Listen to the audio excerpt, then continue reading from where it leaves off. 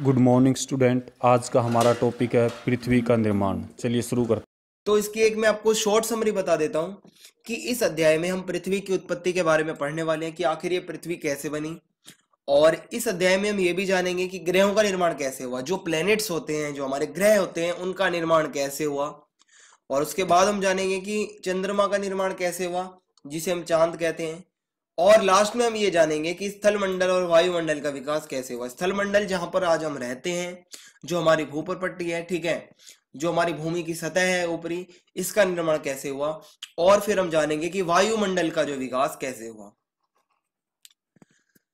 सबसे पहला टॉपिक है पृथ्वी की उत्पत्ति से संबंधित आरंभिक सिद्धांत। इसका मतलब क्या है कि जो पृथ्वी का निर्माण कैसे हुआ, इससे जुड़ा हुआ आरंभिक सिद्धांत। सिद्धांत मतलब बहुत पुरानी एक विचारधारा, ठीक है। सिद्धांत मतलब जो सबसे पहले के जो वैज्ञानिक थे, उन्होंने अपनी राय में क्या बताया, उनके हिसाब से पृथ्वी कैसे बनी, मतलब आरंभिक सिद्धांत। सबसे पहले उन्होंने अपने बारे में अपने विचार बताए, पृथ्वी कैसे बनी इसके बारे में।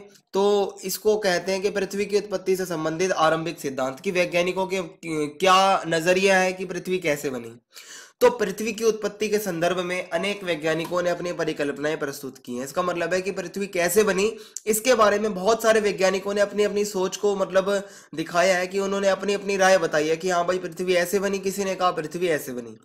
लेकिन सबसे पहले पृथ्वी कैसे बनी, पृथ्वी की उत्पत्ति से संबंधित जो सबसे पहला सिद्धांत दिया, वो दिया एक जर्मन दार्शनिक ने, मतलब जर्मनी के एक बहुत बड़े वैज्ञानिक, या आप कह सकते हैं बहुत बड़े विद्वान, जिनका नाम था इमैनुअल कांट। ये इमैनुअल कांट ने सबसे पहले पृथ्वी की उत्पत्ति से संबंधित सिद्धांत दिया था। जब इनके सिद्धांत को अन्य वैज्ञानिकों ने पढ़ा, आने वाले, तो उन्होंने इनके सिद्धांत में थोड़े से चेंजेस किए और उन्होंने फिर एक नया सिद्धांत दे दिया, एक नई राय दे दी, या मतलब थोड़ा नया सा उसको कर दिया, उसमें संशोधन करके बताया कि भाई हाँ पृथ्वी ऐसे बनी।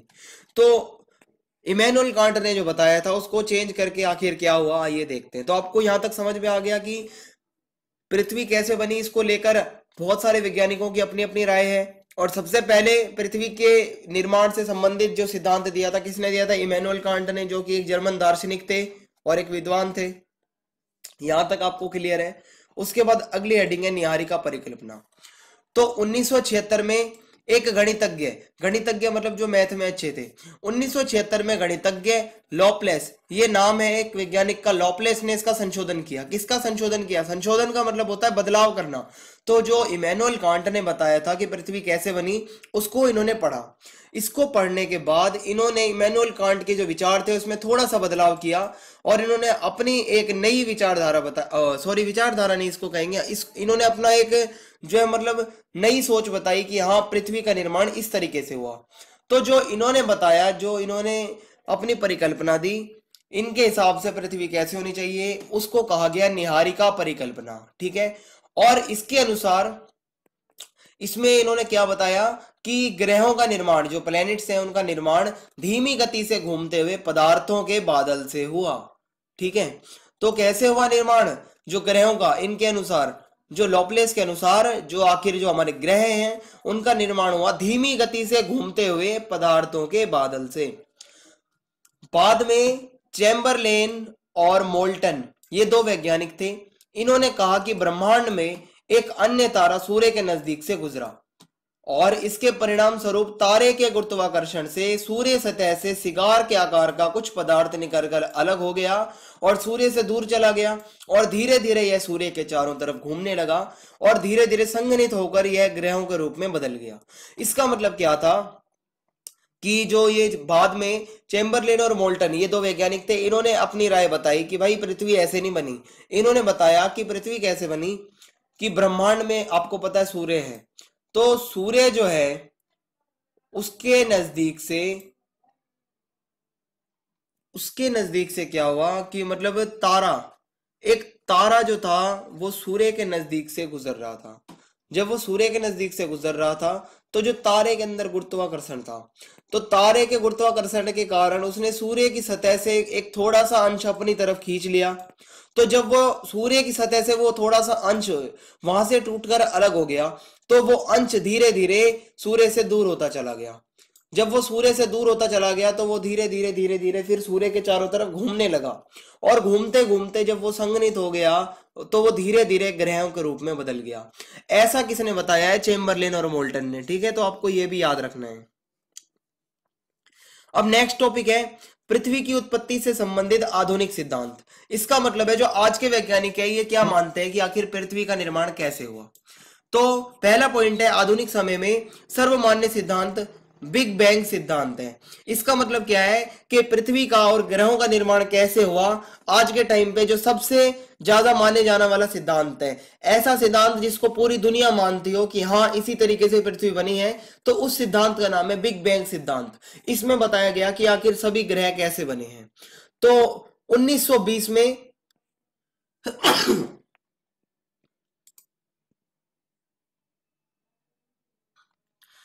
तो 1920 में एडविन हब्बल ने, ये एक वैज्ञानिक थे, एडविन हब्बल ने इसके प्रमाण दिए।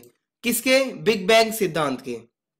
तो बिग बैंग सिद्धांत क्या है मैंने आपको बता दिया कि आखिर ये पृथ्वी की उत्पत्ति कैसे हुई है, इसका निर्माण कैसे हुआ है, आधुनिक वैज्ञानिकों का क्या मानना है, आधुनिक राय क्या है, इसके बारे में एडविन हब्बल ने इसके प्रमाण दिए, इसके सबूत दिए कि हाँ बिग बैंग सिद्धांत में ये सब हुआ, और 1920 में इन्होंने ये सब बताया। अब हम पढ़ते हैं आखिर ये बिग बैंग सिद्धांत है क्या, इसके अनुसार क्या हुआ और ये क्या बताता है।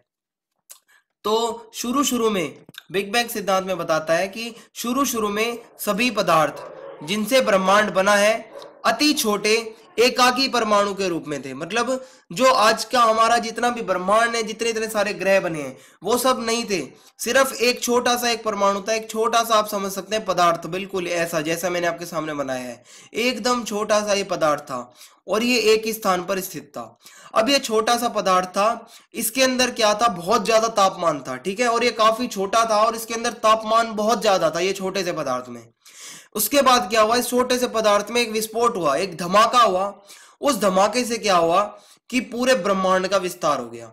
ये जो इसमें धमाका हुआ तो ये कुछ इसके टुकड़े ऐसे फैले, कुछ टुकड़े ऐसे फैले, और फिर आगे चल के कुछ ऐसे फैले, कुछ ऐसे फैले, और ऐसे करते करते एक पूरे ब्रह्मांड का निर्माण हो गया जब इसमें विस्फोट हुआ। तो उसके बाद क्या हुआ कि ब्रह्मांड का विस्तार हो गया। और ये जो बिग बैंग की घटना है ये कब हुई है? आज के वैज्ञानिक मानते हैं कि ये जो घटना हुई जिनसे पृथ्वी और ग्रह बने ये धमाके के कारण, तो ये घटना हुई आज से 13.7 अरब साल पहले। 13.7 अरब साल पहले ये घटना हुई थी। और बिग बैंग सिद्धांत से 3 लाख वर्षों के दौरान जब बिग बैंग सिद्धांत हुआ, वहां से लेकर जब 3 लाख साल गुजरे, उसके बीच में क्या हुआ? जो तापमान था पृथ्वी का वो 4500 डिग्री केल्विन तक गिर गया। तो ये आपके पॉइंट थे बिग बैंग सिद्धांत के, जिसमें आपने देखा कि पृथ्वी और ग्रहों का निर्माण कैसे हुआ। सबसे पहले कोई इतने सारे ग्रह नहीं होते थे, एक छोटा सा पदार्थ था जिसके अंदर तापमान ज्यादा था। ठीक है, और ये काफी छोटा था। इसमें जब भीषण विस्फोट हुआ तो इसका विस्तार हुआ, और इसके विस्तार से 1 सेकंड के अंदर ब्रह्मांड का विस्तार हो गया, ग्रहों का निर्माण हो गया। और ये घटना कब हुई? आज से 13.7 अरब साल पहले हुई। और बिग बैंग सिद्धांत से जब 3 लाख वर्ष गुजरे, उसके बीच में तापमान जो था पृथ्वी का वो 4500 डिग्री केल्विन तक गिर गया। ये आपके सामने फोटो है बिग बैंग सिद्धांत की, मैं आपको बता देता हूं। सबसे पहले मैंने आपको बताया एक छोटा सा ये पदार्थ था। ठीक है, इसमें जब ये विस्फोट हुआ तो ये थोड़ा सा फैला, ये फैला, फिर आगे चल के थोड़ा और फैला, फिर आगे चल के थोड़ा और फैला, और इस तरीके से ग्रहों का निर्माण हो गया। ऐसा माना जाता है। ये सिद्धांत आज के टाइम पे हर वैज्ञानिक लगभग इससे सहमत है, और ये हमारा आधुनिक सिद्धांत है। और जो पुराना सिद्धांत था वो भी मैंने आपको बता दिया है कि सूर्य से जब एक तारा गुजर रहा था नजदीक से, तो उसके गुरुत्वाकर्षण के कारण सूर्य की सतह से एक सिगार के आकार का टुकड़ा अलग हो गया। वो टुकड़ा धीरे धीरे सूर्य से दूर होता चला गया, और दूर होते होते वही जब सूर्य के चारों ओर घूमने लगा और उसने ही ग्रहों का रूप ले लिया। तो ये पुराना सिद्धांत था। नया सिद्धांत मैंने आपको बता दिया बिग बैंग सिद्धांत क्या है।